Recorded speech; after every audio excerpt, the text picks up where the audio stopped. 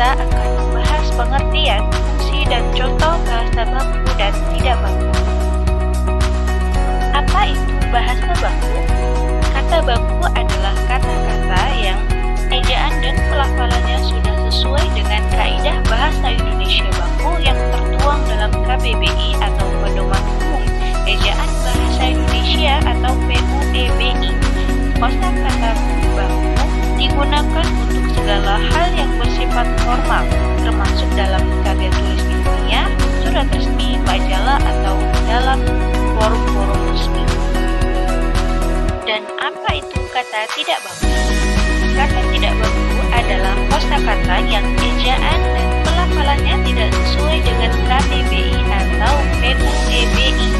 Biasanya, kosakata tidak baku berasal dari bahasa daerah atau dari kata baku dengan pelafalan yang tidak sesuai. Kata tidak baku lazim digunakan dalam percakapan sehari-hari, tetapi tidak dapat digunakan dalam konteks formal. Kita lanjut ke fungsi dan contohnya ya. Apa saja sih fungsi kosakata baku? Mari sama-sama kita simak ya. Fungsi kosakata baku yang pertama yaitu sebagai pemersatu. Kata baku dapat digunakan untuk mempersatukan berbagai kelompok masyarakat dalam satu kesatuan penutur bahasa. Kedua, memberikan kekhasan.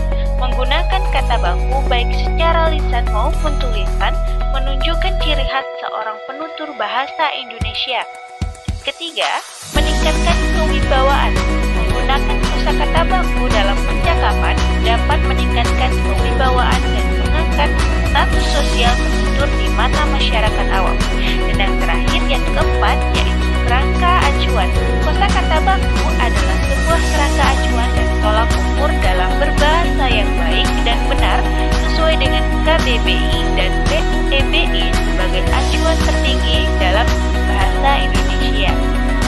Kita sudah membahas pengertian dan juga fungsi dari bahasa baku. Selanjutnya, kita akan membahas mengenai contoh bahasa baku dan tidak baku. Apa saja sih contohnya? Mari kita lihat. Setelah kami analisis beberapa artikel, terdapat kesalahan penggunaan kata baku.